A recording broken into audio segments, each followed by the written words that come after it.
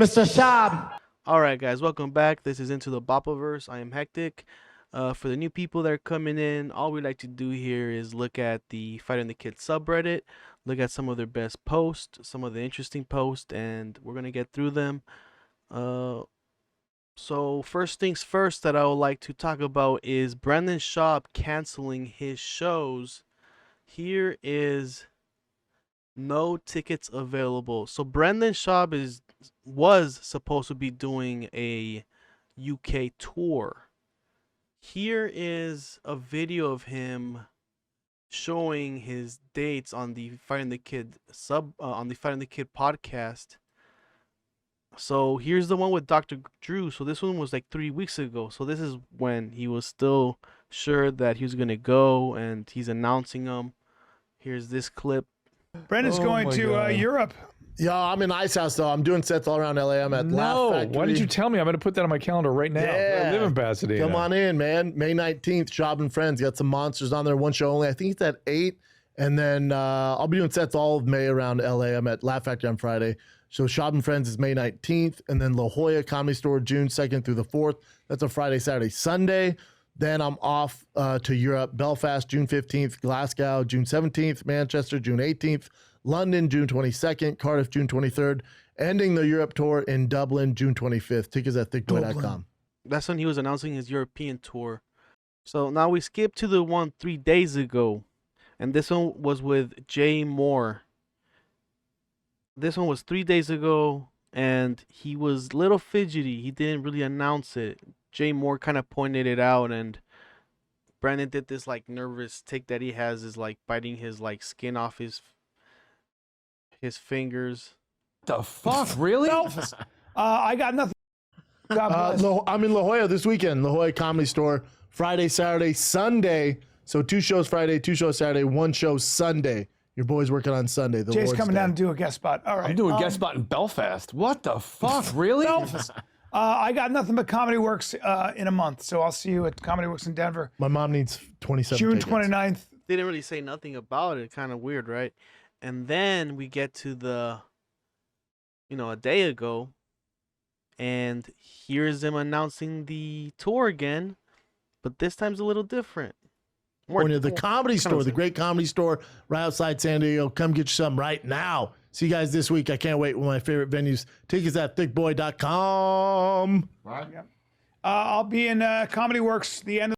He doesn't say nothing about Glasgow or anything else. And then you look at the thing that they posted on the Fighting the Kid, and this is a post. Where is it? No tickets available. This one getting almost 500 upvotes there. This one says London canceled, Glasgow canceled, Dublin canceled, Belfast canceled. All the shows that he was gonna have on there. Dublin, Cardiff, London, Manchester, all of them canceled. And now you see that in you Google the show in Glasgow or the O2 Arena, and here it says canceled. So it's for sure confirmed that it got canceled, and maybe the reason it got canceled was because it wasn't selling that many seats, because apparently it was a 2,500 seater. So I couldn't find it, so I'm gonna use somebody that you guys know probably. He's in the Bapaverse, I would say. A lot of these people are in the Bapaverse. Like, I think that TFATK guy that does the voiceovers, he's in the Bapaverse. The Too Lazy to Try guy, that dude's in the Bapaverse. Who's that other guy? Dicey, that Dicey channel. Bapaverse. So yeah, him. If you know Agostinho Zinga, this man is nonstop live on YouTube. Honestly, no joke, I respect this dude because he's out there doing live shows, man. Doing live shows is hard. I am not ready for that. Honestly, I will mess that up. I need some time to think. I'm kind of, I feel like he has a little bit things more set up, has more scheduled. I'm a little bit more chaotic with the stuff that I do. I just you know, off the cuff kind of things with me, and I need a lot of editing after this. So Mr. Zinga here, this bloke here says that he bought some tickets to see Brandon Schaub. You know, he wants to see how he is on the big stage, and the one that he shows this the venue here, and this is from I was trying to find this um I was trying to find this post here, and so this is 2 weeks out and around 400 tickets sold for a 2,500 seater venue. So damn, I assume that only the silver spots got taken. I don't really know, but I'm guessing he did not sell that well. Honestly, I feel like he should have just done it because I feel like they'll respect you, right? Like even though you got a low crowd, you didn't expect the audience to be that low, at least be willing to go out there and entertain them. Those are the guys that pay to see you. Those are no, but potentially more dedicated fans that you can have for doing something respectable, because they know if once they go in there, they're gonna see it's only a couple of them in there, and you still showing up. That could help your reputation. You know, you could be like, you know, I'm out there, the show must go on. But nope, Brandon will not do little crowds. So let's go to the top. Mr. Zinga says that he hears about the cancellation and he bought some tickets. Brendan Schaub European tour that he's meant to be on, that I fucking bought tickets to. I'm not lying. I actually bought tickets to this Brendan Schaub guy's UK tour, and it looks like some guys on the Fighter and the Kid subreddit have surmised that it's off. They're saying that some of the shows may be cancelled, specifically the London show. And they have been cancelled as of today, and as of I guess a couple of days ago. Seemed like he was not expecting to sell even more, so he just canceled it. It's fucking driving me insane because I spent fucking £30 to watch this giant redact on stage because I wanted to be that. I didn't want to be that guy because I think somebody told me on my Discord, it may have been Amy, maybe somebody else, maybe Ucha, I'm not too sure who it was, but somebody said something like, "Oh, you can't talk shit unless you actually watch the stuff. Then you can talk shit." Because I think I was consuming a lot of clips and stuff and taking stuff out of context, but you have to actually watch things in order to be able to dissect it properly. And I think when I think about the people doing it at the highest levels, right, the Red Bars out of this world, again, you cannot like Red Bar, but in terms of really dissecting these comedian guys and really kind of giving some interesting takes and stuff and be able to pull some interesting things and see things to what they are, he does it really well, but he also consumes a lot of these guys' content. He actually is reading it, right? So I remember buying a ticket to see Brendan Schaub and a bunch of people. It was just only him, and I did get it like for $30, but that it was just with a whole bunch of people, and they had like a whole bunch of people, like a person from SNL, what's her name, Melissa Villaseñor, Michael Rappaport at the time when he was becoming a comedian, Brendan Schaub. He was doing the You'd Be Surprised material. Honestly, he did a good job because I'm sure. You know, before I didn't really know much of Brendan, so I didn't have any expectations for him. I remember only looking at his podcast and, you know, everybody else in that. I preferred the other guys than Brendan, honestly. What really turned me on to The Fighter and the Kid was the older guests like Theo, and back then when Chris wasn't such a creep, and you know, Will Sasso, Andrew Santino, Bobby Lee. Was just very funny, very chaotic, and those days are gone now. It does help you see a perspective on Brendan's part as a comedian. Being on stage is quite difficult, but you do get help from other people. You know, other people, you know, make a vibe out of the room. You know, they some comedians, they can uplift the audience. Others can just make them feel awkward.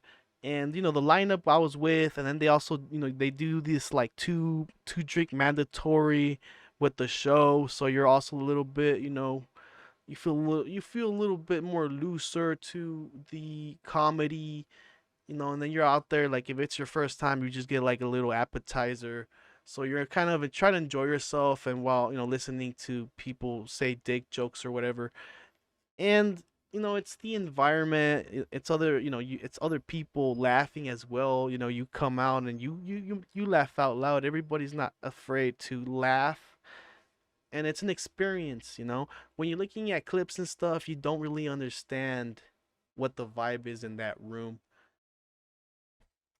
Oh, so with that being said, I decided to do something that I probably would have never done and bought a ticket to these guys' show, especially when you consider that he's probably one of the people in the comedy circles that overcharges for his tickets, because he's not a £30 guy at all.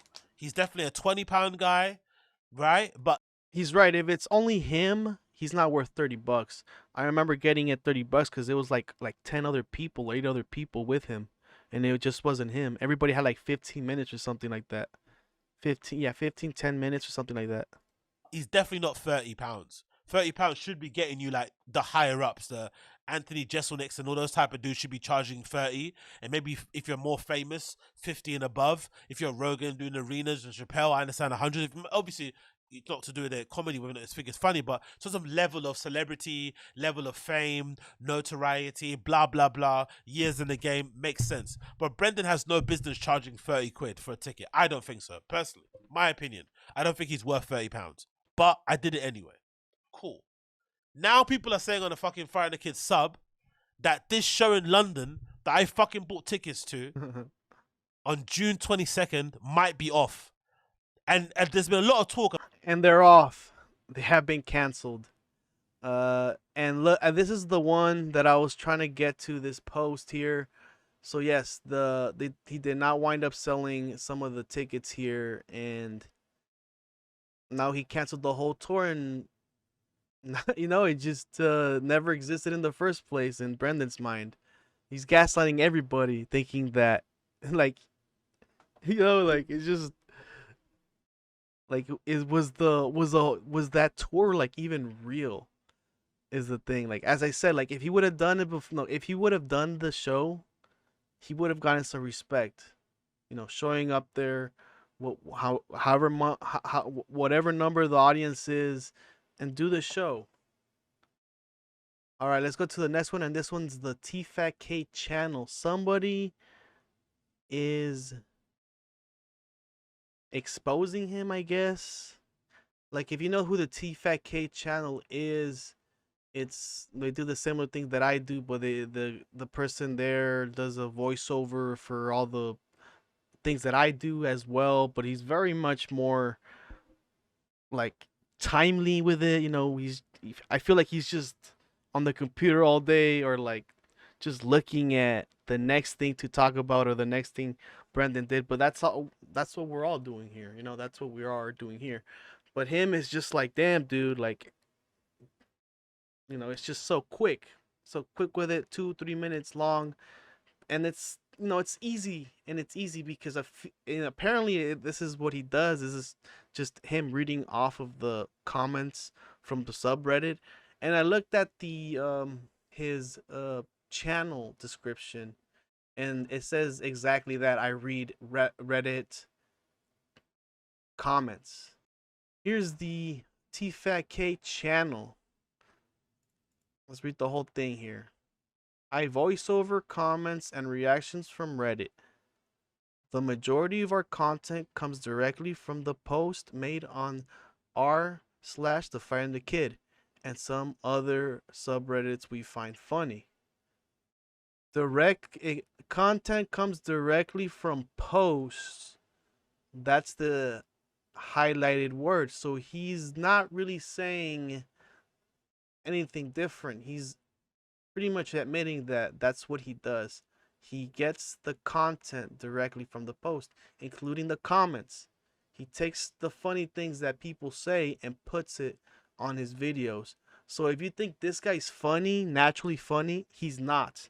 Maybe that's why people kind of feel like they're being duped by him. Maybe they feel like he's naturally funny, but he's just reading off of stuff. Like, I'm over here just trying my best and not mess up and I'm not reading from things except for when I read the comments that the most upvoted comment. I feel like we should see the most upvoted comment to see like what the majority liked, because that's like something good highlight. But for me, I'm not making it into a whole 3-minute videos of just things that I've never said.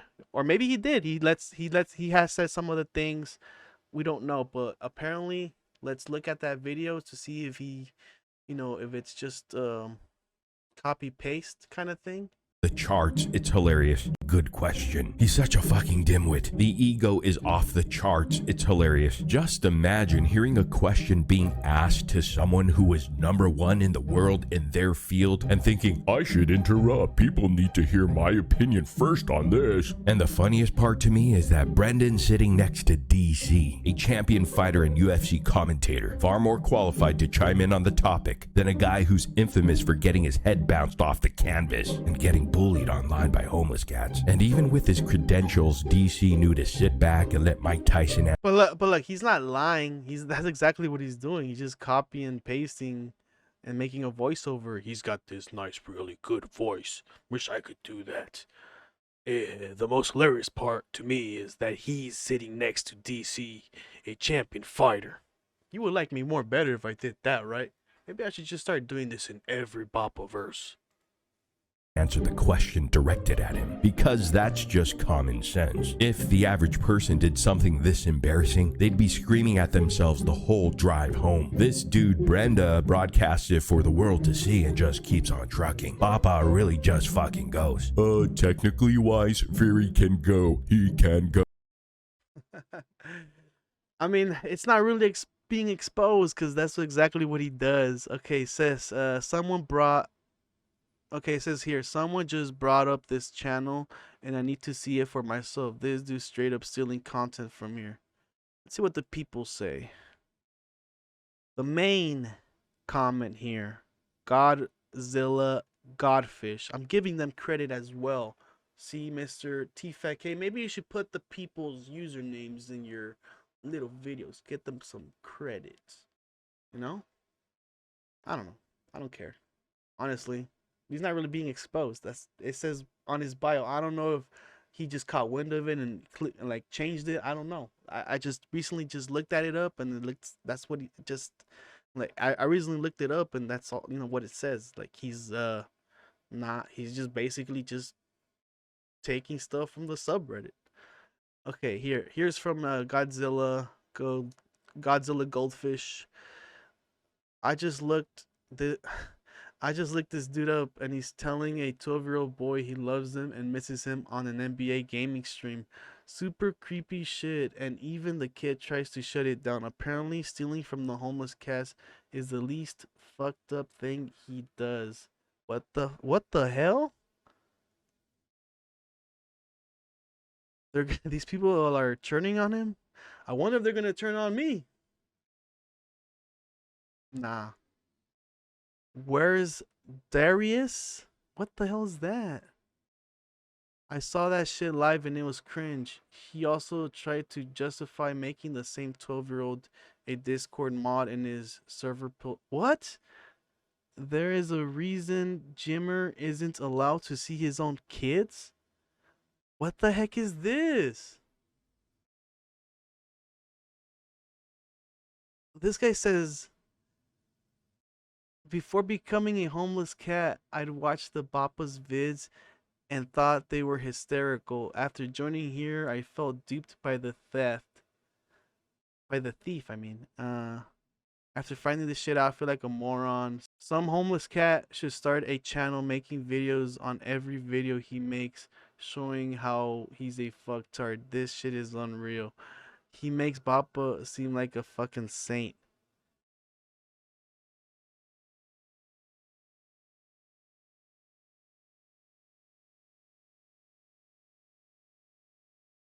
What the hell? You gotta chip Clin. Just Google Jimmer Nan. I'll Google that. Let's see that.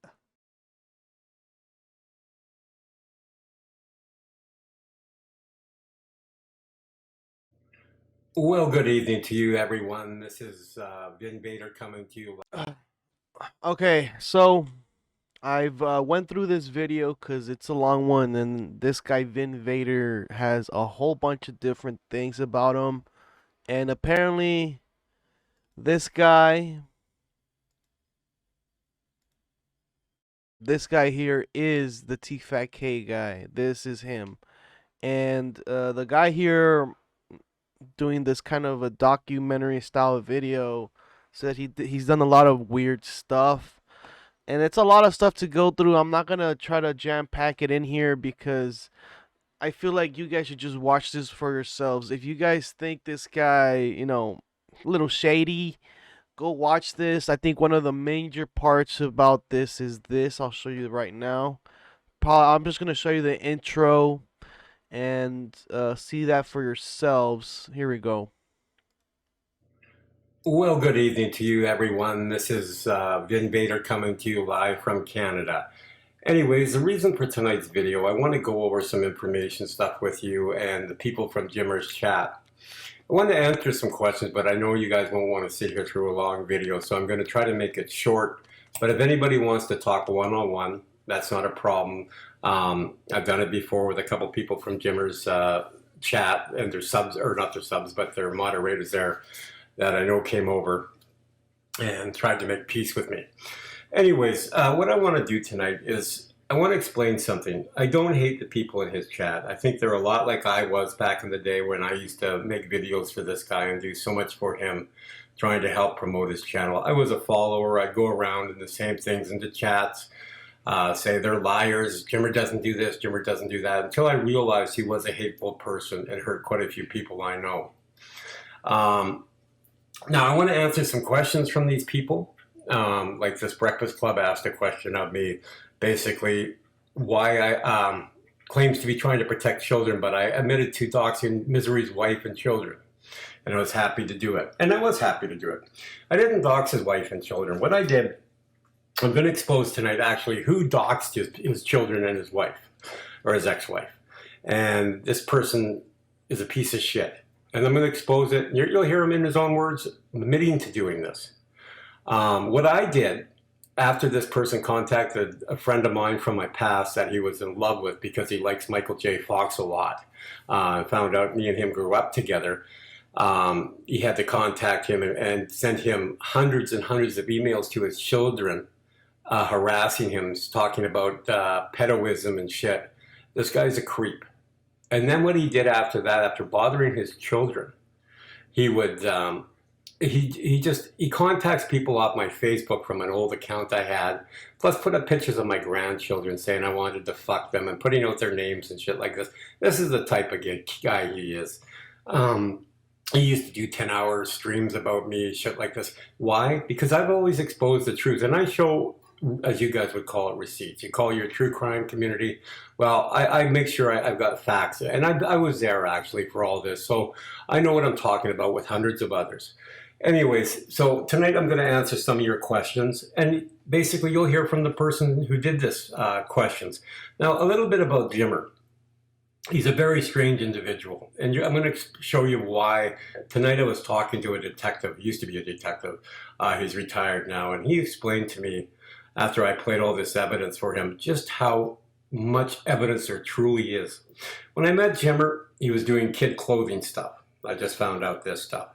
What he was doing the Howard Stern type of channel. Then he moved on after that to basketball. Then he went to this children's channel where we left him alone.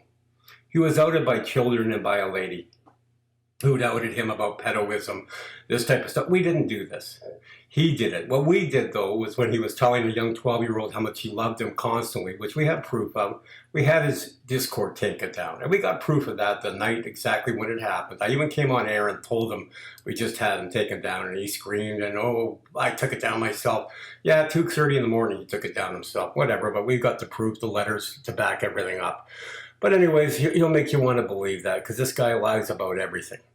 Now, also, with Jimmer, after he did these kid entitled parents that brought kids into there, he's asking kids questions like, do you want to hear about, kids, people having sex? Do you want to, he played Kenny's tapes about homosexual stuff, about swallowing cum, top played masturbation tapes about a woman who was turning into a guy talking about does he enjoy masturbation. He kept asking these children, do you basically think I'm a pedo? And would ask them what they think about pedoism, and they have a voice, and they can talk, and he's going to start a channel where everybody, adults and kids, can come together and be a big community. Just weird fucking stuff. Okay, I'll leave this here, guys. There's a lot of weird stuff in this thing, and the guy does go a little bit more further, and he does get the Jimmer Nam, aka TFATK guy, saying a lot of weird stuff, and it's up for you guys to look at that, because honestly, it like really kind of freaked me out because of this stuff, and I don't know if it's all true. Seems like it, This is all alleged, because I don't want to get legally sued by this guy, because this guy seems unhinged. The way that guy described it, he's kind of unhinged, saying that he doxed his own kids and wives and all these cam models, and he did all these other shows, had other shows, then tried to do a new show. So I'll give you that part. Like, go look at Vin Vader's channel, see for yourself, see how you guys see things. And I'll leave this here, guys, and I'll see you guys for another episode. Until then, bye. Also like and subscribe, and I'll see you guys next time.